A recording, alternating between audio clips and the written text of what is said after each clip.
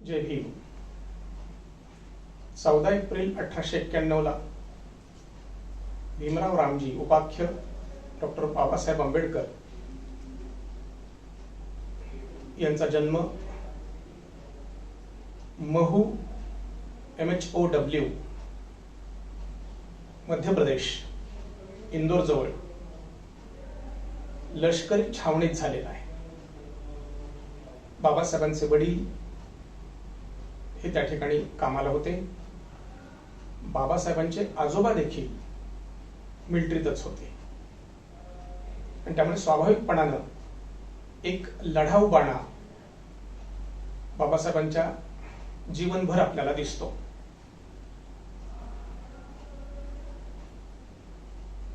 छावणीतला जन्म आणि त्यामुळे स्वाभाविकच पुढच्याही आयुष्याच्या काळामध्ये वडील रामजी सुभेदारांनी भिवाला, लहानपणी भीमाला भिवा म्हणत असत, भिवाला जो उपदेश केला तो खूप महत्वाचा आहे. भगवान बुद्ध अँड हिज धम्म या पुस्तकाचे लेखक स्वतः डॉक्टर बाबासाहेब आंबेडकर आहेत. त्याची प्रस्तावना भा ल भोळे यांनी लिहिलेली आहे. त्या प्रस्तावनेत सुरुवातीलाच रामजी सुभेदार आपल्या भिवाला काय सांगतात हे आलेलं आहे आणि ते वाक्य मला खूप आठवतंय. ते असं रामजी सुभेदार आपल्या भिवाला सांगतात, जसा द्रोण म्हणजे द्रोणाचार्य पांडवांचे गुरु आणि कर्ण हे हीन कुळात जन्मून देखील पराक्रमाने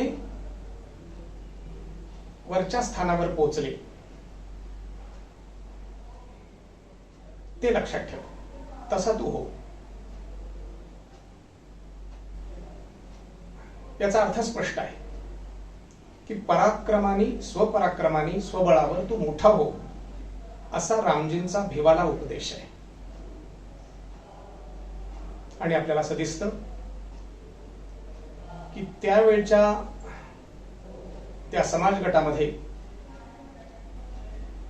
मॅट्रिक्युलेशन पर्यंत शिक्षण झालेले बाबासाहेब हे पहिले आहेत. राहतायत डुबुक चाळीमध्ये मुंबईला. अर्थातच घर अतिशय लहान आहे आणि त्या अतिशय लहानशा घरामध्ये तुटपुंजा संसारात तिथे रामजी सुभेदारांचा सतत प्रयास चालू आहे की भिवा हा मोठा झाला पाहिजे, शिकला पाहिजे. आणि आपल्या लक्षात येतं की बाबासाहेबांनी ते शिक्षण तिथल्या हलाखीच्या परिस्थितीत काढलं खरं, पण जे असे स्वतः प्रयत्न करतात मोठं होण्याचा, स्वतःच्या बळावर पुढे जाण्याचा प्रयत्न करतात, त्यांना परिस्थिती ही हळूहळू अनुकूल बनत जाते. आणि आपल्याला हे पुढे माहिती आहे की बडोद्याचे महाराज सयाजीराव गायकवाड यांच्या मुंबईतल्या मुक्कामी बाबासाहेबांची भेट घडवली जाते. बाबासाहेबांना स्कॉलरशिप मिळते आणि बाबासाहेबांचं शिक्षण पुढे चांगल्या रीतीने सुरू राहतं. बाबासाहेब त्याच्यानंतर पुढे जातात परदेशामध्ये, म्हणजे इंग्लंडमध्ये, आणि तिथल्या स्कूल ऑफ इकॉनॉमिक्स मध्ये तिथे जातात आणि कायद्याच्या संबंधित विभागातही प्रवेश होतो. अतिशय थोड्या पैशामध्ये परदेशात त्या काळात आजूबाजूला विशेष करून कोणी सहाय्याला नसताना शिक्षण सुरू होतं.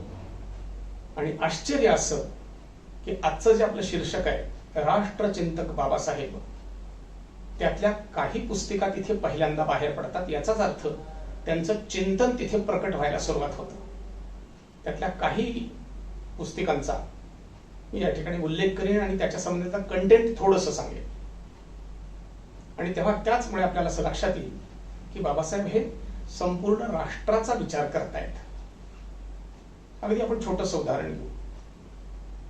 भारतातील जाती आणि त्याच्या संबंधित एक छोटीशी पुस्तिका आहे, म्हणजे मग त्याचं ते भाषण आहे आणि त्याच्यामध्ये त्यांचं खोलवरचं चिंतन आहे. चिंतन हे राष्ट्राचं आहे असं मी का म्हणतो, तर पुढे हे जवळजवळ 1913-14 दरम्यानचं सगळं आहे आणि पुढे 25 नोव्हेंबर 1949 जेव्हा संविधान सभेमध्ये शेवटचं भाषण चालू आहे, त्या भाषणात या गोष्टीचा उल्लेख आहे की आम्ही भारतीय लोक जातीपातीच्या वरती जाऊ शकू का, ते सोडून देशाचा विचार करू शकू का, पक्षोपपक्षांचा विचार सोडून पक्षापेक्षा देश मोठा होईल का, असा ते प्रश्न विचारतात. कारण या विचारानं माझं काळीज चर्र होत आहे असं प्रकाशित झालेलं आहे. आणि म्हणून ह्या ज्या भारतातल्या जाती आहेत या देशविरोधी कशा आहेत याचं स्पष्टीकरण त्या ठिकाणी आहे. त्यामुळे आपल्याला लक्षात येईल की सातत्यानं बाबासाहेबांच्या डोक्यात देश आहे, राष्ट्र आहे आणि त्यामुळे त्या पुस्तिकेमधल्या चिंतनात जातीची उत्पत्ती कशी झाली, जाती पुढे विकसित कशा झाल्या, जाती देशविरोधी कशा आहेत, जाती गटाला बांधून कसं ठेवतात, जातीच्या पलीकडे संपूर्ण समाजाचा देशाचा विचार कशा करू देत नाहीत, याचं उत्तम वर्णन भारतातील जाती या त्यांच्या निबंधामध्ये आलेलं आहे. त्याच्यात आणखीन 2 गोष्टी ते स्पष्ट करून पुढे जातात की जाती मनुपूर्वीही होत्या, हा त्याचा उल्लेख आहे, आणि जाती ब्राह्मणांनी निर्माण केल्या नाहीत असाही उल्लेख आहे. या दोन्ही गोष्टींच्या पुढे एक एक आणखीन वाक्य सांगितल्याशिवाय याचं स्पष्टीकरण पूर्ण होणार नाही. ते म्हणतात जाती मनुपूर्वी होत्या, मनु त्याचा प्रचारक होता, अत्यंत उद्धट पुरुष होता असाही एके ठिकाणी उल्लेख आहे, पण तो दुसरीकडे आहे. साहसी प्रचारक होता असा उल्लेख करतात. आणि त्यामुळे स्वाभाविकच मग ह्या जातीची जी उत्पत्ती आहे, जेनेसिस आहे, हे सांगणं आवश्यक असतं. दुसरा उल्लेख ते करतात की जाती ब्राह्मणांनी नाही निर्माण केल्या, आणि जे पुढचं वाक्य आहे ते जरा थोडंसं आपल्याला भानावर आणणार आहे. आणि ते असं ते म्हणतात कारण ते त्यांच्या क्षमतेबाहेरचे होते, हे त्याचं स्पष्टीकरण आहे. कारण आजच्या घडीला भारतामध्ये केंद्र शासनाने यादी जी केली ती 7,000 पेक्षा अधिक जातींची यादी आहे.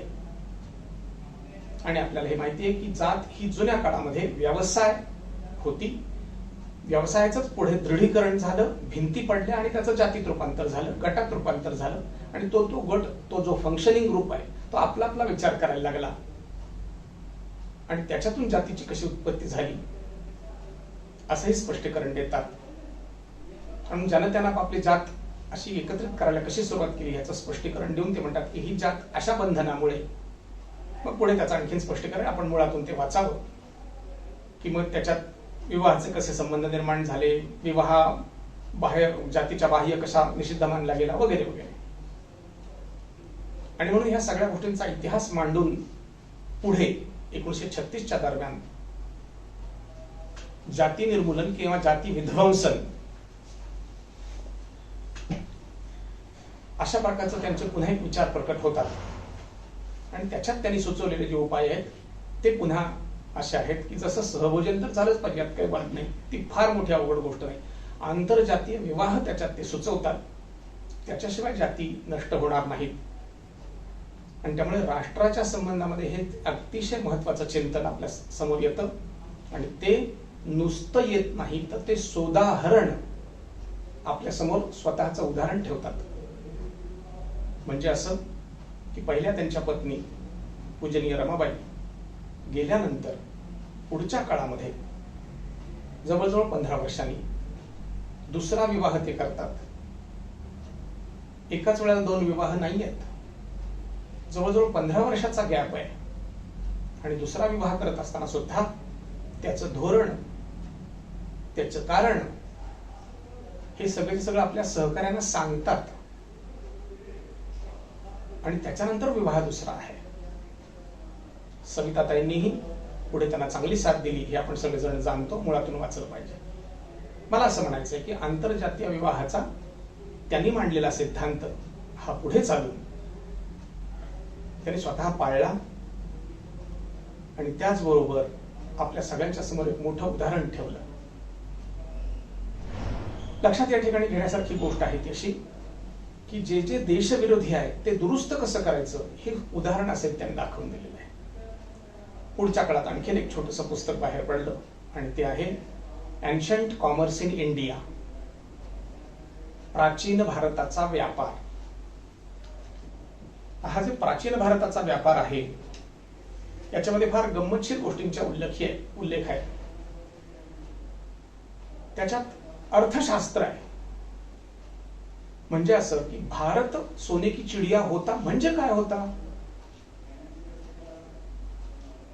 भारतामध्ये सोन्याचा धूर निघत होता म्हणजे काय होतं? तर त्यांनी प्राचीन काळ, त्या काळातला सगळा व्यापार जगभर भारताचा कसा होता याचं जशाला तशी वर्णन केलेली आहे.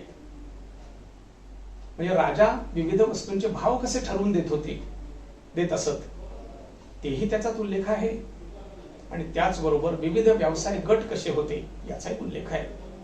आणि म्हणून त्यावेळची जी भारतीय संस्कृती आहे तिचं वर्णन करत असताना आपल्याला हे लक्षात येईल की बाबासाहेब संपूर्ण देशाचा विचार करतायत आणि त्या भारतीय संस्कृतीबद्दल ते म्हणतात आता ती पुन्हा जागृत होत आहे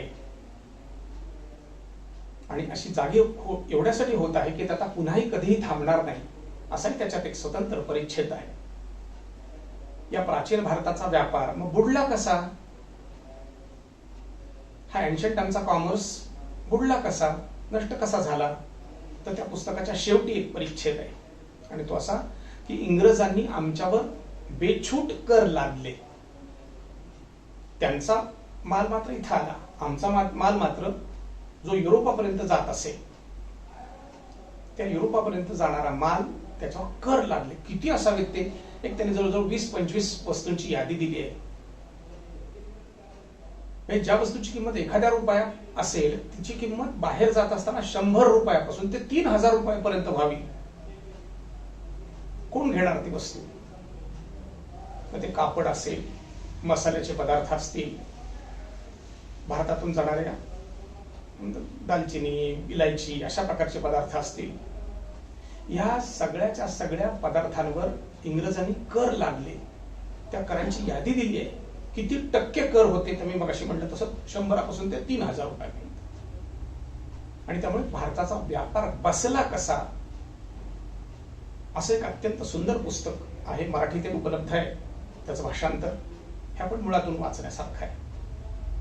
त्याच वेळेला मध्य पूर्वेत चाललेला जो सगळा धिंगाणा होता त्याचाही उल्लेख त्या पुस्तकात आहे की तिथे महम्मद साहेबांचे जे आजोबा आहेत हे तिथल्या मंदिराचे पुजारी कसे होते, मग त्याचा संघर्ष कसा झाला, मग त्या संघर्षामध्ये हे कुरेशी जातीचेच कसे पुजारी असायचे वगैरे वगैरे, आणि मग त्यांच्या ताब्यात तिथलं देऊळ कसं होतं असाही उल्लेख एक पुसटता त्याच्यात आलेला आहे.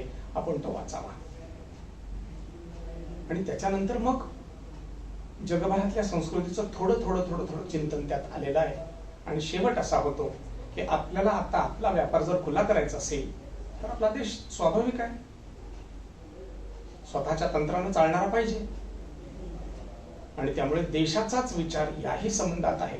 म्हणजे देशाची अर्थसत्ता, देशाची आतली समाज रचना ही देशाला बलिष्ठ करणारी असावी, देश मोठा करणारी असावी, याचे सरळ सरळ सैद्धांतिक मांडणी, आकडेवारीतली मांडणी, स्टॅटिस्टिकल डाटा सहित. एवढंच नव्हे तर त्यावेळच्या किंवा आजही संदर्भ जर आपण घ्यायचा तर जागतिक दर्जाचा रिसर्च त्यांनी त्या संबंधात केलाय. त्यामुळे स्वतःच्या रिसर्चला निश्चित स्वरूपाचे एक वळण आहे आणि त्यांचे सगळे निष्कर्ष आणि रिसर्च हे अतिशय तोलामोलाचे आजही ठरतात आपल्या देशाच्या वाढीच्या दृष्टीने, आपला देश मोठा होण्यासाठी. म्हणून पुढच्या काळातला आणखीन एका ग्रंथाचा उल्लेख केला पाहिजे आणि तो म्हणजे शूद्रपूर्वी कोण होते. त्याच्यात खूप चांगले चांगले संदर्भ आले प्राचीन काळात भारत कसा होता त्याचं खूप चांगलं वर्णन आहे. त्यातला एक सिद्धांत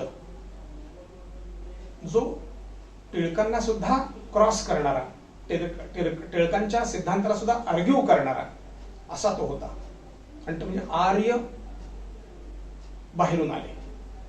टिळकांचं म्हणणं की कुठेतरी उत्तर ध्रुवावरून आले. अर्थात हेही कोणीतरी सांगतं मधून मधून की टिळकांनी शेवटी तो रिवाइज केला होता आणि ते पहिल्या मताशी ठाम नव्हते. पण ते काही असो, बाबासाहेबांचं लिखित स्वरूपात आर्य बाहेरून आले नाहीत हा सिद्धांत आहे. आम्ही सगळे लोक इथलेच आहोत. आणि मग त्याच्यात स्पष्टपणाने ते सांगतात की मद्रासचा मनुष्य पंजाबशी कसा संबंधित आहे, महाराष्ट्राचा मनुष्य उत्तर हिंदुस्थानाशी कसा संबंधित आहे. आणि त्यामुळे त्यातले जे डीएनए असतील तपासलेले, त्यातल्या ज्या कार्बन टेस्ट असतील केलेल्या, या सगळ्याच्या सगळ्या आपल्याला पुढच्या काळात बघायला मिळतात. याच्याच संबंधात एक छान पुस्तक माझ्या हातात पुढे बाहेर पडलं, मूल निवासी सिद्धांत मनु को नहीं, डॉक्टर बाबासाहेब आंबेडकर के संशोधन को जला रहा है, अशा अर्थाची एक पुस्तिका आता बाजारात आहे. आणि ते समता सैनिक दलाचे जे प्रमुख होते त्याची त्याला प्रस्तावना आहे. मला सांगायचं या ठिकाणी असं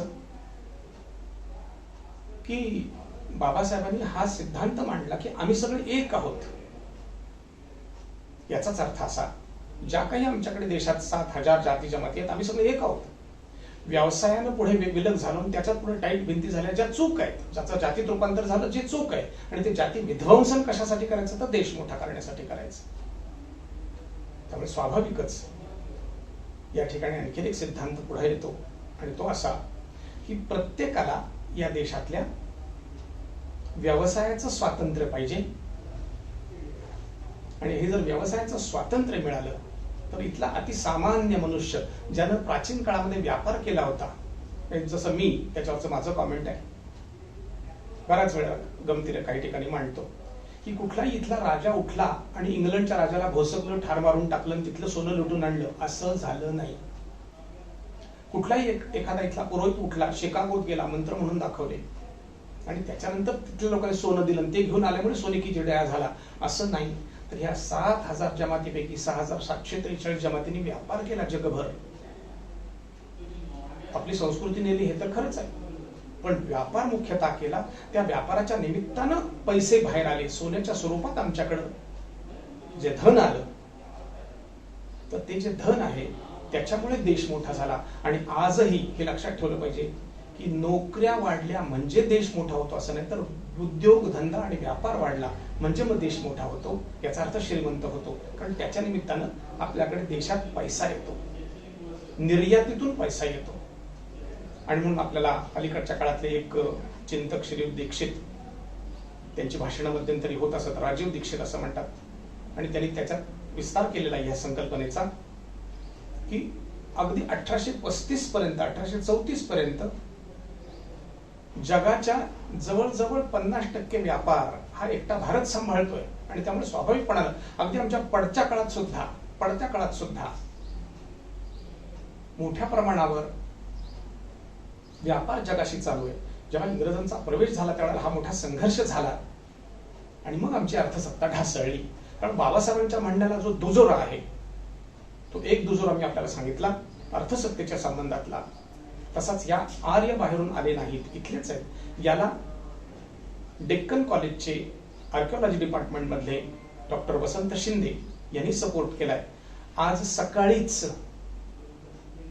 त्यांचा तो सिद्धांत मी वाचला आणि एका गटावर टाकला सोशल मीडियावर, आणि असं टाकल्याबरोबर त्या गटाने तो त्यांचा गट बंद केला. त्याच्यावर त्यांचं टिपण आहे, आणि त्यांचं जे टिपण आहे ते मुळातून पाहण्यासारखं आहे, मोठं मजेशीर आहे ते. माझी अशी इच्छा आहे की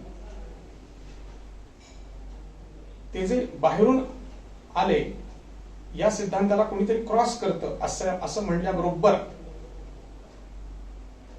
इथले काही डावी मंडळी कशी एकदम चवताळून उठतात, त्यांचा ग्रुपच बंद केला. मला हे आपल्या लक्षात आणून द्यायचं आहे की आर्य बाहेरून आले नाहीत हा सिद्धांत सुद्धा या देशामध्ये खूप महत्वाचा एवढ्यासाठी आहे की ते जे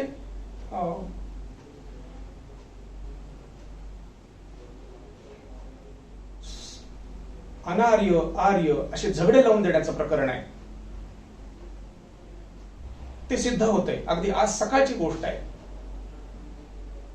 आणि म्हणून ग्रुप बंद करत असताना त्या कोऑर्डिनेटर ज्या आहेत त्यांचं टिपण आहे माझ्याकडे आता ते आहे. मुग्धा कर्णिक असं त्यांचं नाव आहे. तेही मला सांगितलं पाहिजे. त्यांनी जे लिहिलंय ते इंग्रजीत वाचून दाखवतो. Let me remind everyone here, when sharing such articles, do not suggest that they are ultimate words on the topic. This article, for example, is full of unsupported claims about the Harappan culture and Hindu religion. If you are here to learn, you can share links and ask about the veracity of the claims. Agenda pursuing will not be acceptable, and preferably keep it limited to English in consideration for many others here, or start a different group. तुम्हाला जर अशा प्रकारचे सिद्धांत टाकायचे असतील तर तुम्ही दुसऱ्या ग्रुपला जा. या ग्रुपमध्ये असे सिद्धांत टाकू नका. असं आजही 2021 साली बाबासाहेबांचं संशोधन केव्हाचं आणि तरी त्याच्यावर आजही डावी मंडळी अडून आहेत. बाबासाहेबांनी विथ प्रूफ सगळं सिद्ध केलेलं. आर्य बाहेरून आले नाहीत. त्याला सपोर्टिंग करणारं डेक्कन कॉलेज मधल्या वसंत शिंदेचं संशोधन जेव्हा आजही आम्ही ग्रुपवर टाकतो त्यावेळेला ही माणसं ग्रुप बंद करून निघून जातात. इतकं ते महत्वाचं आहे. आणि म्हणून त्याच्यावर मी खाली टिपण टाकलंय. हीच ती असहिष्णु वृत्ती. वसंत शिंदे यांच्या संशोधनात हिंदू शब्द नाही तरी वास आत जरी तरी डावे दचकून जागे होऊन लढतात. आपण भोंगळ राहता कामा नये. याचा अर्थ स्पष्ट आहे की बाबासाहेबांनी असं तरी का केलं असावं. त्यांच्या रिसर्च मध्ये हे संशोधन झालं ते मांडलं. कारण त्याच्याशिवाय देश एक राहत नाही. इथला बहुतांश मोठा सगळा समाज एक राहत नाही. मग कोणीतरी बाहेरून आलं म्हणलं की त्याला हाकलायसाठी ते सिद्ध होतात. याचं कारण हा इंग्रजांना पोषक होता सिद्धांत. कोणता? आर्य बाहेरून आले म्हणलं की आम्ही तसेच बाहेरून आलेलो आहोत. इथलं मूळचं कोणीच नाही. आणि म्हणून पुढे चलून मग मूल निवासी सिद्धांत येतो. आणि त्यालाही समता सैनिक दलाचे म्हणजे बाबासाहेबांनी जे स्थापन केलं त्या दलातली मंडळी विरोध करताना पुस्तक लिहितात. मूल निवासी सिद्धांत मनु को नहीं बाबा साहब के संशोधन को जला रहा है असं पुस्तक लिहितात. आणि म्हणून मला या ठिकाणी आपल्या लक्षात आणून द्यायचं आहे त्याचं की आर्य बाहेरून आले नाहीत या सिद्धांतामुळे अगदी टिळकांच्या सारखी त्यावेळेला एवढी मोठी हस्ती होती टिळक. त्यांच्या विरोधात जाऊन हे लिहिलं जातं आणि आपला देश एक राहायला मदत होते. हे मला या ठिकाणी लक्षात आणून द्यायचं आहे. जेव्हा बाबासाहेबांना संविधानात जायची वेळ आली संविधान समितीमध्ये त्यावेळेला कसे गेले काय गेले याचा तपशील खूप ठिकाणी तुम्हाला वाचायला मिळेल. पण एक आक्षेप वारंवार घेतला जातो की एकट्या बाबासाहेबांचंच का 286 लोक होते ना मग बाबासाहेब शिल्पकार कसे असा एक आक्षेप घेतला जातो. त्यातलं मी माझं चिंतन फक्त मांडणारे चर्चा चालू राहू शकते. अगदी वारकरी संप्रदाय घेऊ कोणी स्थापन केला तर बाकी कोणी नव्हतं का तरी देखील त्याच्या संबंध मात्र लिखाण करत असताना असंच लिहिलं जातं ज्ञानदेवे रचिला पाया आणि मग तू का झाला शे कळस. पण मग ज्ञानेश्वरांच्या आजूबाजूला कोणी नव्हतं का? होतं ना. ती माणसं होती म्हणून वारकऱ्यांचा संप्रदाय निर्माण झाला ना. आणि त्यावेळेला साधू संतही होते. साक्षात्कारी संत होते. तपासलं जात असे साक्षात्कार. तरी देखील ज्ञानेश्वरांना त्याचं क्रेडिट दिलं जातं. छत्रपती शिवाजी महाराजांनी जेव्हा स्वराज्य स्थापन केलं तेव्हा बाकीचे सहकारी होते की नाही? होते. तानाजी मालुसरे असतील येसाजी कंक असतील 1-2 अख्खं मंत्रिमंडळ असेल तरी छत्रपती शिवाजी महाराजांनी स्वराज्य स्थापन केलं असंच सांगितलं जातं. तसं ड्राफ्टिंग कमिटीमध्ये संविधान निर्मितीच्या वेळेला 7 लोक होते. त्यातले 2 परदेशात गेले 2 वारले 1 जण येतच नसत. अशी काहीशी अवस्था झाली आणि ती अवस्था झाल्यामुळे बाबासाहेबांवर ही सगळीच्या सगळी जबाबदार पडली संविधान लिहिण्याची.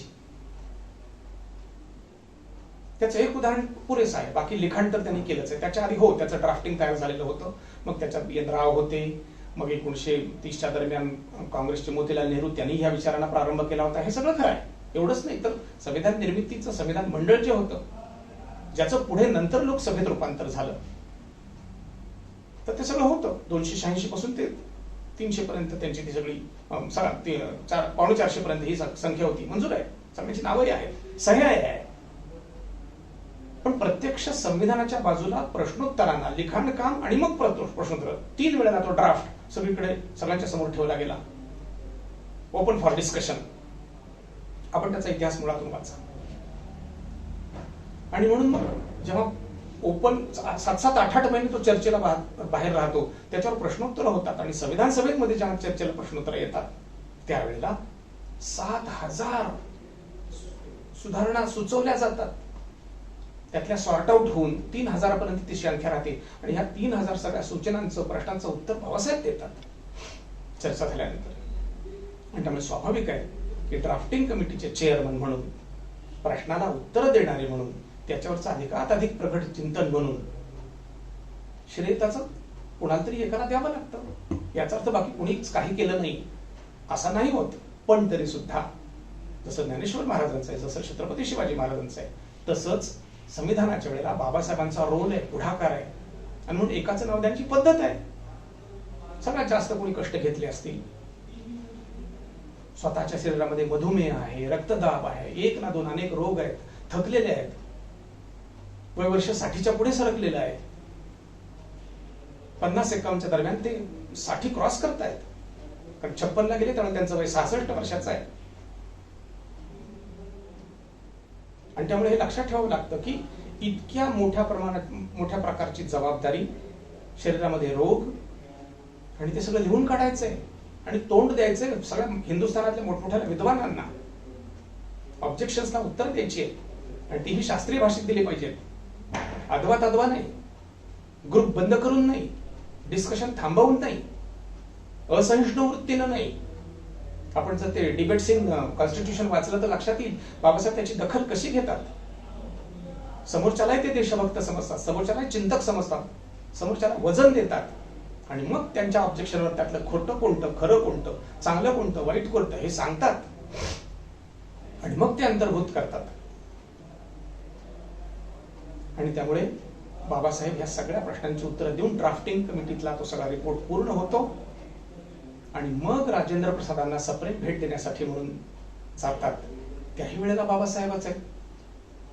बाबासाहेबांचा रोल जर छोटासाच असता तर ड्राफ्टिंग कमिटीचा तो सगळा ड्राफ्ट फायनल झालेला 3-3 वेळेला जगात हिंदुस्थानासमोर मांडलेला द्यायला मग दुसरं कोणीतरी गेलं असतं. बाबासाहेब केले आहेत आणि त्याचं चित्र उपलब्ध आहे, फोटो उपलब्ध आहे.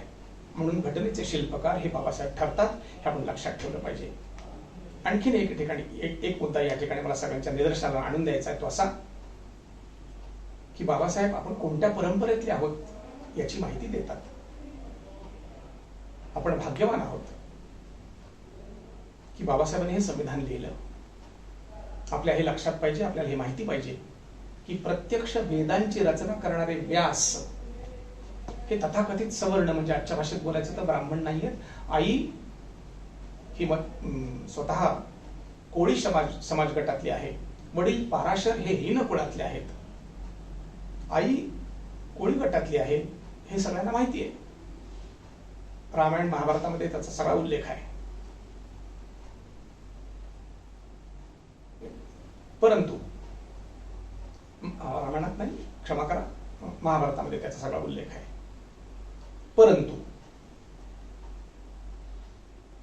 पाराशर याच्या संबंधात राजर्षी शाहूंनी टिपण टाकलंय आणि ते टिपण असं आहे की पाराशर हीन कुळातले होते. अर्थात तो विषय स्वतंत्र आहे, त्याचा विस्तार आता करत नाही. पण राजर्षी शाहूंनी असं म्हटलंय की या देशातले सगळे धर्मग्रंथ तथाकथित ब्राह्मणेतर समाजाने लिहिलेले आहेत, असंच आहे ना. महाभारताची रचना व्यासांची, रामायणाची रचना वाल्मिकी ऋषींची. आपण त्यातल्या एका गोष्टीचा जरा जास्त मोठं स्पष्टीकरण देऊ, मग ह्या संविधान रचनेकडे वळतो. गीता सांगितली कृष्णाने, ते कोण आहेत? ऐकली अर्जुनांनी, ते कोण आहेत? लिहिली व्यासांनी, ते कोण आहेत? सांगितली संजयानी, ती कोण आहेत? सांगितली धृतराष्ट्राला, ते कोण आहेत? मग गीता कुणाची? गीता आमच्या सगळ्यांची. याच्यात सगळ्या समाज गटातली माणसं कव्हर होत आहेत. कुणाच्या तरी नावावर थोपवून इथले धर्मग्रंथ आमचेच नाहीत असं म्हणण्याची जी प्रथा पडलेली आहे याच्या संबंधात मी बोलतोय, हे लक्षात ठेवलं पाहिजे. आणि म्हणून संविधान या ठिकाणचं सुद्धा लिहिलं ते बाबासाहेबांनी लिहिलं, आणि बाबासाहेबांना त्याचा अभिमान होता की संविधान आणि हिंदू कोड बिल या 2 देणग्या या देशाला मी देऊन जातो आहे. त्याचा त्यांनी आनंद व्यक्त केलाय. किंबहुना हिंदू कोड बिल अतिशय घाईघाईने त्यांना पास करून घ्यावं लागलं होतं, परंतु ते पास होऊ दिलं नाही नेहरूंनी. पुढच्या काळात हळूहळू बाबासाहेबांनी सगळं लिहिलेलं हिंदू कोड बिल पास झालं, हे आपण लक्षात ठेवलं पाहिजे. पण बाबासाहेबांचा राष्ट्रीय दृष्टिकोन या ठिकाणी मला पुन्हा संदर्भात आणून द्यायचा आहे तो असा की संविधानाच्या संबंधात जे भाषण झालं त्याच्यामध्ये संवैधानिक नैतिकता, संविधानाप्रमाणे जर तुम्ही वागले नाहीत तर देश हा स्वराज्यासारखा राहणार नाही, आपल्यासारखा राहणार नाही, स्वतंत्र राहणार नाही, याचा इशारा ते देतात. आणि आज आपण सगळीकडे बघतो आहोत की संविधानाच्याच नावाखाली संविधानातले सगळे नियम तोडायचे कार्यक्रम कसे चाललेत. बाबासाहेबांच्या सत्याग्रह जो 1927 ला झाला त्याही वेळेला बाबासाहेबांनी प्रकटपणानं त्यांच्या सभेची तुलना ह्या फ्रेंच लोकांच्या सभेशी केलेली आहे. एवढंच नाही तर काळाराम मंदिराचा सत्याग्रह त्याही वेळेला धोरण स्पष्ट आहे. आम्हाला आमचे हक्क हवे आहेत कारण आम्ही सगळ्यांच्या बरोबरीने आहोत. सामाजिक समतेची प्रतिष्ठापना झाली पाहिजे ह्याचा त्याचा आग्रह त्यांचा तेव्हापासून आहे. आणि बाबासाहेबांचा जो सामाजिक समतेचा आग्रह आहे तो एवढ्यासाठीच आहे की हा जो सुप्त राहिलेला सगळा समाज आहे याला आपण काम देत नाहीये, व्यवसाय देत नाहीये, मुभा देत नाही आहोत. आणि त्याच्यामुळे स्वाभाविकपणानं आपल्या देशाचं उत्पन्न कसं वाढणार? सगळ्यांच्या हातभार लागले पाहिजे, त्याच्याही पोटाला मिळालं पाहिजे, त्यालाही स्वातंत्र्य उपभोगता आलं पाहिजे कारण सगळे समान आहेत. आणि त्याचबरोबर देशाचं उत्पन्न वाढलं पाहिजे. आणि 1927 ला जेव्हा महाडमध्ये 14 तळ्याचा सत्याग्रह झाला त्यावेळेला सत्याग्रहींवर लाठीमार झालाय, डोकी फुटली, एवढंच नाही तर गावातल्या मंडळींनी त्यावेळेला त्रास दिलाय. तरी देखील बाबासाहेबांनी आपल्या हाताखाली सैनिक सेवेतून निवृत्त झालेली मंडळी असून देखील चर्चेमध्ये सगळ्यांना सांगितलंय की आपल्याला उलट हात उभं राहून हिंसा करायची नाही, हे संवैधानिक आहे. हिंसा केल्याने प्रश्न सुटणार नाहीत. आपण आपला आग्रह कायम ठेवू. हा सविनय सत्याग्रह नाही का? अजून कोणती विनयशीलता तुम्हाला हवी आहे? इथपासून ते पुढे काळाराम सत्याग्रह, मंदिराचा सत्याग्रह, त्याही वेळेला या सगळ्या सत्याग्रहांच्या वेळेला आपल्याला दिसतं की संवैधानिक अहिंसात्मक हे जे लढे दिले, जे पुढे त्यांनी संविधानामध्ये घातलंय की कायदा तोडायचा नाहीये, तुम्ही सत्याग्रह करू शकता पण तो अहिंसात्मक मार्गाने. आणि म्हणून जेव्हा एखादी चळवळ हिंसक होते त्यावेळेला त्याचा अर्थ स्पष्ट असतो, त्यांना संविधान मंजूर नसतं. बाबासाहेबांनी ही संवैधानिक नैतिकता स्वतः आधीपासूनच पाळली आहे. आधी केले मग सांगितले. आणि हे जे आधी केले मग सांगितले असा जो भाग आहे तो बाबासाहेबांच्या जीवनचरित्रात आपल्याला स्पष्ट दिसतो. आणि म्हणून पुढच्या काळामध्ये संवैधानिक नैतिकतेचे खऱ्या अर्थानं अधिकारी ज्यांनी संविधान निर्माण केलं, सगळ्यांच्या सहकार्याने केलं, ही गोष्ट सत्य आहे. पण त्यात देखील संविधानाचे शिल्पकार, घटनेचे शिल्पकार म्हणून मी आणि माझे सगळे सहकारी बाबासाहेबांनाच श्रेय देतील याच्यात शंका नाही. अधिकात अधिक कष्ट घेतलेला मनुष्य. आणि म्हणून राष्ट्र चिंतन त्याच्यात सगळं झालेलं आहे. अगदी संविधानाचं लिखाण सुरुवात झालं तेव्हाचीच गोष्ट मोठी मजेशीर आहे. त्याला कोणीतरी भाषण केलं, सुरुवात झाली, ते भाषण पडलं, त्यांचं नाव सांगणार नाही, आपण मुळातून वाचा. त्याच ठिकाणी राजेंद्र प्रसादांनी संवैधानिक कामाला सुरुवात करत असताना अचानक बाबासाहेबांना पाचारण केलंय. आणि बाबासाहेबांचं भाषण हे छान झालं आणि सगळ्या जणांनी टाळ्या वाजवल्या. जे आधीच्या वक्त्यानं केलं होतं भाषण तेच बाबासाहेबांनी वेगळ्या स्वरूपात केलं, पण आवाहन केलं देशभक्तीला. आणि हा अखंड हिंदुस्थान निर्माण करण्यापासून आपल्याला कोणी थोपवू शकणार नाही अशा प्रकारचं भाषण केलं. आपण आपल्या बरोबर मुसलमानांना देखील या ठिकाणी घेऊ, त्यांची उपस्थिती घेऊ, त्यांच्याही आपण सहकार्य घेऊ, अशा प्रकारचं ते सगळं भाषण आहे. पण वेळ येताच आपण आपला देश अखंड हिंदुस्थान निर्माण करण्यापासून आपल्याला कोणी थोपवू शकणार नाही, अशी ही वाक्य त्या भाषणात आहेत. अजून याच्यापेक्षा आणखीन राष्ट्रपुरुष आणि राष्ट्रचिंतन काय असतं? हे झालं तात्विक देशाच्या दृष्टीने मांडणी. पण देशातल्या घटकांचा विचार करत असताना त्यांनी गोष्टी ज्या केल्या आहेत त्या तिकडे मी लक्ष वेधतो. जी साधन संपत्ती असते, नैसर्गिक साधन संपत्ती, त्यातल्या एका साधन संपत्तीचा फार मोठा विचार बाबासाहेबांनी केला आणि तो म्हणजे पाणी, ज्याचे आजही आपल्याला चणचण भासते. महाराष्ट्रात तर भासते, देशभरही भासते. या महाराष्ट्रातला प्रत्येक थेंब जरी वापरला तरी सुद्धा 35% अधिक जमीन भिजू शकत नाही, असा अलीकडचा काळातले सगळे निष्कर्ष आहे. बाबासाहेबांनी पाण्याचा विचार केलाय. टेनेसी व्हॅली म्हणून जी परदेशात होती, अमेरिकेत होती, तिचा अभ्यास केलाय आणि मग त्याचा व्हॅली निहाय, खोरे निहाय कसा विचार केला पाहिजे याचं पहिलं चिंतन बाबासाहेबांचं आहे, जे 1997-98 नंतर माधवराव चितळे नावाच्या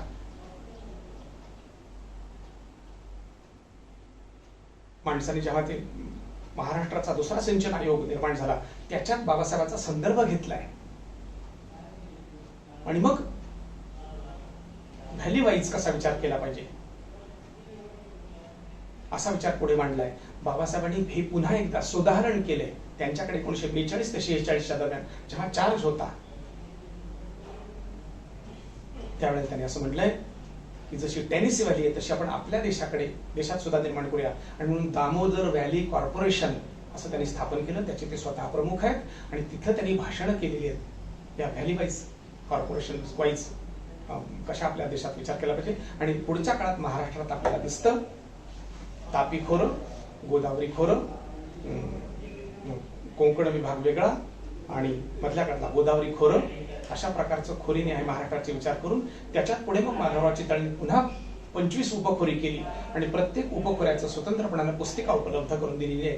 त्या पद्धतीने आपल्याला गेलं पाहिजे असा विचार मांडतो. म्हणजे बाबासाहेबांचं चिंतन हे 100 वर्ष पुढे काय घडणार आहे त्याच्या आधीच तयार होऊन बसले. आजही आपण त्याची सगळी अंमलबजावणी करू शकलेलो नाही आहोत, पण तरी देखील व्हॅली वाईज अशा प्रकारचं होणारं जे चिंतन आहे ते बाबासाहेबांनी केलंय आणि म्हणून दामोदर व्हॅली कॉर्पोरेशनची स्थापना करून ते मार्गी लावलं आणि त्यामुळे ओडिसा अगदी अल्पांशानं महाराष्ट्र आणि वरच्या काळात बाजूला बंगाल याला ह्या दामोदर नदीवर काम करायला मिळालं आणि त्यांची आता संपन्नता त्या दिशेने जाते आहे हे मला या ठिकाणी आग्रहपूर्वक आपल्याला सांगायचं आहे. त्याच वेळेला शेतीचा विचार आहे, ते दुसरा सोर्स आहे. जसं पाणी हा विचार आहे तसा शेती हा विचार आहे आणि खोती पद्धती याच्या संबंधीचं मोठं चिंतन बाबासाहेबांचं आपल्याला दिसतं की जे स्मॉल लँड होल्डिंग आहेत आजही आपण बघतो महाराष्ट्रामध्ये 1-1.5 हेक्टर ते 2 हेक्टर पर्यंत असणारे जवळ 60-70% शेतकरी आहेत. कसं करायचा विचार त्यांचा? कोकणात तर लँड होल्डिंग त्याच्यापेक्षा कमी आहे आणि म्हणून यांचे सगळे छोटे छोटे ग्रुप करून कसा विस्तार केला पाहिजे याच्या संबंधीचं चिंतन त्या ठिकाणी प्रकट होत आहे. आणि म्हणून शेतीचा विचार असा करत असताना आपल्याला पुन्हा एकदा शेतकऱ्यांना एकत्रित आणावं लागेल आणि एकत्रित शेती करण्यासाठी म्हणून शेतकऱ्यांचे समूह करावे लागतील. हे खूप आवश्यक आहे आणि शेतीचं चिंतनही त्यांनी या पद्धतीनं करून आपल्याला मार्गदर्शन केलेलं आहे. माझ्या माहितीत आमचे एक डॉक्टर कापसे म्हणून आहेत, जालना जिल्ह्यात काम करतात आणि त्यांनी असे छोट्या लँड होल्डिंगवाल्या शेतकऱ्यांचे एकत्रित मूठ बांधून पुढे कसं तो भाग संपन्न केलेला आहे हे आपल्याला पाहायचं असेल तर मी सांगू शकतो. आमच्या डॉक्टर कापसेंचा त्याच्या संबंधात मी उल्लेख जरूर या ठिकाणी करेन. आज ते प्रयोग चालू आहेत. मूळ चिंतन बाबासाहेबांचं आहे. अन्य कोणत्याही महापुरुषाचं शेतीविषयी त्यावेळेचं चिंतन प्रकट झालेलं नाही. प्रकट झालं जर असेल तर मला तुम्ही जरूर कळवा. लिखित स्वरूपात आहे आणि आपल्याला त्या मार्गाचा विचार करावा लागेल. जे पुढे त्यातले आयोगातले तज्ञ तसा विचार करतायत. ह्या स्मॉल लँड होल्डिंगचं करायचं काय? तेवढ्याच्यावर आमचं अन्न, वस्त्र, निवारा, स्वास्थ्य, लग्न, कार्य, तीर्थ, यात्रा हे सगळं निघत नाही. शेतकरी गरीब होत राहतो. त्या छोट्याशा त्याच्यात येणारं उत्पन्न त्याचा सगळं भागत नाही. त्याचे काही पर्याय आपल्याला पुन्हा करावे लागतील. आणि बाबासाहेब पुन्हा त्याच ठिकाणी सांगतात की अशा सगळ्या समूहाला काही अंशी आम्हाला उद्योगांकडे सुद्धा वळवावं लागेल आणि छोटे छोटे उद्योग आम्हाला विस्तारित करावे लागतील. 46 नंतर त्यांच्याकडचा तो चार्ज गेला आणि त्यामुळे आम्ही त्यांच्या पुढच्या मार्गदर्शनाला मुकलो. कारण त्याच्यानंतरच्या जबाबदाऱ्या आल्या त्या संविधानाच्या, हिंदू कोडविलाच्या जबाबदाऱ्या आल्या. त्याच्यातच त्यांचा सगळा वेळ गेला. पण 46लाच संविधान निर्मितीचं डिसेंबर महिन्यात प्रारंभ झाला आणि आपल्याला माहिती आहे की 25 नोव्हेंबर 1949ला ते सगळं लिखाण थांबलं आणि त्यानंतरच्या काळात 51-52 साली तर इलेक्शन्स झाले आणि तिथून पुढचा राजकीय इतिहास सगळा सुरू होतो. पण मला या ठिकाणी लक्षात आणून द्यायचं आहे की बाबासाहेबांनी संविधान निर्मिती करत असताना इथल्या छोट्या छोट्या समाज घटकांचा विचार केला. जसा शेतीचा विचार केला, मातीचा विचार केला, तसा इथल्या महिलांचा विचार केला. कारण इथल्या महिलांना दिली जाणारी वागणूक मध्ययुगीन काळातली ही तशाच अर्थानं सातत्यपूर्ण होती, ती चालू होती. आणि मग महिलांचे किंवा मजुरांचे 8 तास करणं, त्यांच्यासाठीचे लढे उभारणं एवढंच नव्हे तर जेव्हा जेव्हा तुम्ही संपावर जाताय, डावी मंडळी संपावर नेत असत मजुरांना आणि त्यावेळेला बाबासाहेब त्यांना सुचवतात, सांगतात की इतका दीर्घकाळ तुम्ही लढा नेत असताना त्या मजुरांच्या पोटापाण्याचा काय विचार करणार, तुम्ही सकारात्मक काही गोष्टी कराल की नाही. बाबासाहेबांनी मजुरांचे लढे लढले पण मजुरांच्या पोटात पाय येणार नाही अशा बेताने सगळे लढलेले आहेत. आपण ती कथा मुळातून वाचली पाहिजे. मग मजुरांचे 8 तास केले आहेत.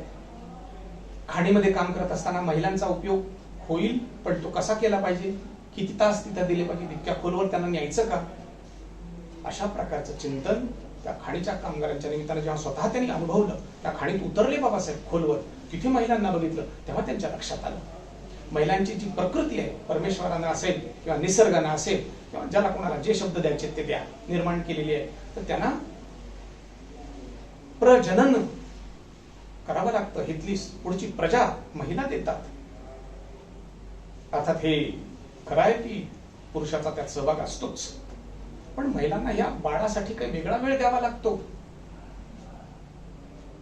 तेव्हा त्यामुळे महिलांना अधिक स्वातंत्र्य पाहिजे, रजा पाहिजे, याचे चिंतन त्या ठिकाणी प्रकट करतात. हे आपण विसरता कामा नये. पुढच्या काळामध्ये आपल्याला असं स्पष्ट दिसतं की हिंदू कोड बिल चिंतन करत असताना मला या ठिकाणी मुद्दाम आग्रहपूर्वक मांडायचं आहे की त्यांनी मुसलमान कोड बिल का नाही लिहिलं, हिंदू कोड बिल लिहिलं. आणि नरेंद्र जाधवांनी लिहिलेल्या पुस्तकात स्पष्ट उल्लेख आहे की हिंदूंनी एका छत्राखाली आलं पाहिजे असा त्यांचा आग्रह आहे. आणि त्यांनी त्यावेळेला जवळजवळ 135-37 इतक्या स्मृती त्यांचा अभ्यास केला, जुन्या सगळ्या ग्रंथांचा अभ्यास केला. त्यातलं जेवढं चांगलं आहे त्याचा उच्चार ते संविधान सभेमध्ये हिंदू कोड बिलावरच्या चर्चेच्या वेळेला करतात.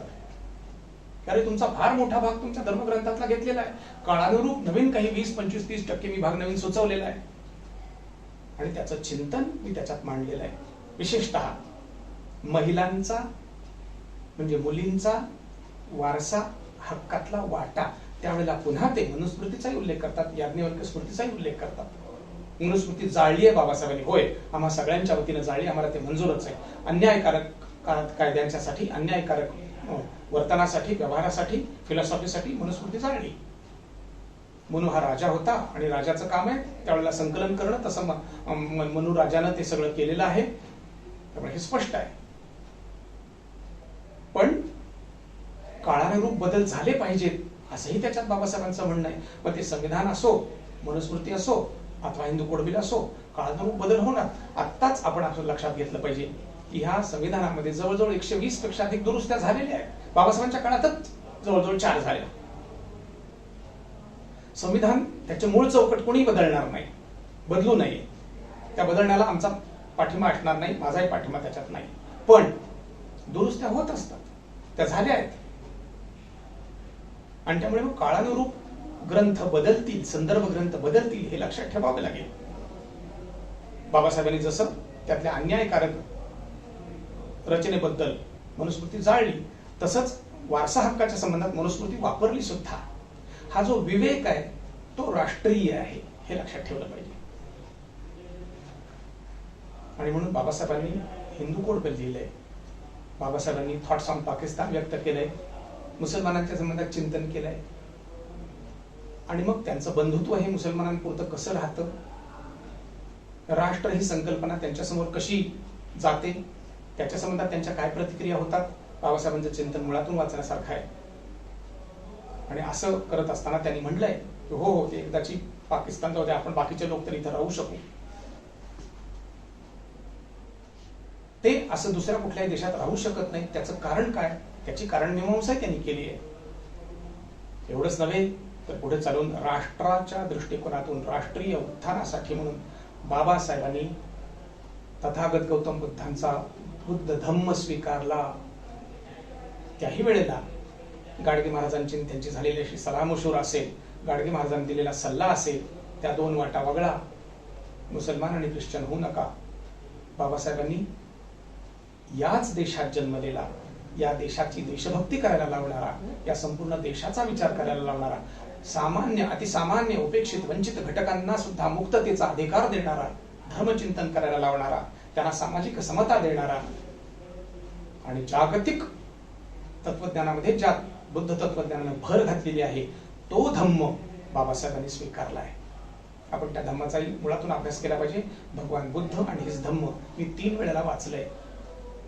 त्यातले अनेक संदर्भ ग्रंथ आपण मुळातून वाचले पाहिजेत. आणि म्हणून बाबासाहेबांनी हा राष्ट्रीय दृष्टिकोनातून केलेला विचार, कारण इथला जर उपेक्षित वंचित घटक जो आहे, अनुसूचित जाती जमाती आहेत, त्या महाराष्ट्रातच 39 आहेत, या सगळ्यांचा सहभाग राष्ट्र निर्मितीमध्ये पाहिजे. म्हणून आरक्षणाचीही तरतूद केलेली आहे. आणि म्हणून अशी आरक्षणाची केलेली तरतूद आपण लक्षात ठेवली पाहिजे. आरक्षण याचा अर्थ प्रातिनिधिक स्वरूपात समाज घडण, राष्ट्र उभारणी याच्यामध्ये घेतलेला सहभाग आहे. सगळ्यांना नोकऱ्या मिळणं शक्य नाहीये, नोकऱ्या दिवसेंदिवस कमी होतात, हा तर आणखीन एक वेगळा भाग आहे. पण सगळ्यांना नोकऱ्या असणार नाहीत, प्रत्येकाने छोटा छोटा उद्योग केला पाहिजे. म्हणून स्वतःच्या मुलाला उद्योग काढून दिलाय. म्हणून सगळ्यांना शिक्षण, सगळ्यांना उद्योग, त्याच्यातून आपला हा देश मोठा होईल. बाबासाहेबांनी आपल्या समोर हे जे चिंतन ठेवलेलं आहे ते आपल्या सगळ्यांच्या समोर मी काही ठेवायचा प्रयत्न केला आहे. मला असं वाटतं की संविधानाला विरोध करणाऱ्या मंडळींचा उल्लेख बाबासाहेबांनी 25 नोव्हेंबर 1949 ला केलाय. आणि तो सांगितल्याशिवाय सगळं चित्र स्पष्ट होत नाही. ते म्हणतात समाजवादी मंडळी, विशेषतः कम्युनिस्ट मंडळींना हे संविधान मंजूर नाहीये, त्यांना देश उलटून टाकण्याचं स्वातंत्र्य हवं आहे, असे बाबासाहेबांचे शब्दप्रयोग आहेत. आपण 25 नोव्हेंबर 1949 भाषण मुळातून वाचा. त्यांना संविधान मंजूर नाही. का, कसं, याचा तपशील मी सांगणार नाही, पण बाबासाहेबांचा तो परिच्छेद सतत माझ्या डोळ्यासमोर आहे. आणि म्हणून संविधानाप्रमाणे आपली संविधानिक नैतिकता प्रकट करत करत हा देश आपण मोठा करूया. बाबासाहेबांचं जे चिंतन आजही देशाला उपयोगी आहे त्याचा उपयोग करून घेऊया. बाबासाहेब स्वतःच म्हणतात की हा संविधान जर पुढे तुम्हाला उपयोगी नसेल तर पुढच्या पिढीवर माझे विचार लादण्याचा मी कशासाठी अधिकार घेऊ. नवीन पिढी त्याचा जरूर विचार करेल आणि म्हणून त्याच्यात बदल होऊ शकतात. संविधान नष्ट होणार नाही, हे संविधान बंद होणार नाही, याची आपण काळजी घेऊया. त्याच्या चौकटीत आपण सगळेजण काम करूया आणि संवैधानिक नैतिकता पाळत पाळत आपण देश मोठा करूया. म्हणून तर मी आणि माझे अनेक साथीदार, समरसता गतिविधीतले सगळे अधिकारी, आम्ही अनेक ठिकाणी संविधान अभ्यास मंडळं काढलेली आहेत आणि या संविधान अभ्यास मंडळाच्या माध्यमातून ग्रामीण भागापर्यंत संविधान पोहोचवण्याचा प्रयत्न करतो आहोत. कारण आजचा तो आमचा धर्मग्रंथ आहे, आपण लक्षात ठेवलं पाहिजे. धर्म याचा अर्थ या ठिकाणी ड्युटी असा घ्यावा, असा मी आपल्याला आग्रह करीन. धर्म आणि उपासना पद्धत वेगळं आहे. उपासना पद्धत म्हणजे रिलिजन आहे आणि भारतीय तत्वचिंतनामध्ये एकम सत् विप्रा बहुधा वदंती असा अधिकार दिलेला आहे. आमच्या प्रास्ताविकेमध्ये म्हणजे उद्देशिकेमध्ये संविधानाच्या हे बाबासाहेबांनी घातलंय, उपासनेचे स्वातंत्र्य. म्हणून प्रत्येकाला आपापल्या पद्धतीने उपासना करता येईल. मग सृष्टीची करा, ईश्वराची करा, ईश्वर न मानता करा, ईश्वर मानून करा, पण प्रत्येकाला त्याचं स्वातंत्र्य दिलंय. हे भारतीय तत्वचिंतनाला पोषक आहे. कारण आपल्याला माहिती आहे एकूण 9 दर्शनशास्त्र आहेत, त्यातली 6 दर्शनशास्त्र वेदाला प्रमाण मानतात. बौद्ध, जैन आणि चारवाक हे वेदाला प्रमाण मानत नाहीत. हे भारतातलं चिंतन आहे आणि त्यामुळे अशा प्रकारचं स्वातंत्र्य आपल्याला देणारं हे भारतीय चिंतन आमच्या उद्देशिकेमध्ये बाबासाहेबांनी घातलंय, हे लक्षात ठेवायचं आणि त्याप्रमाणे आपण आपापला विकास करून घ्यायचा. देशाच्या अखंडतेला कुठेही तडा जाणार नाही याची आपण काळजी घेणार आहोत. बाबासाहेबांचा हा संदेश, राष्ट्रचिंतन आपण कायम लक्षात ठेवू असा मला विश्वास वाटतो. धन्यवाद. जय भीम.